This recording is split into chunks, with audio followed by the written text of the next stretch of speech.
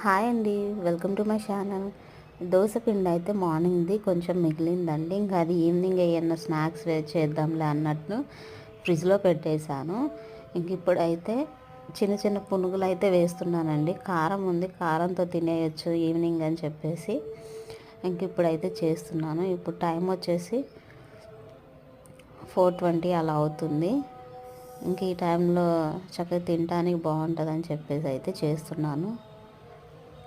ఎవరైనా కొత్తగా నా ఛానల్ చూస్తుంటే ప్లీజ్ ఒక లైక్ ఇచ్చి సబ్స్క్రైబ్ అయితే చేసుకోండి.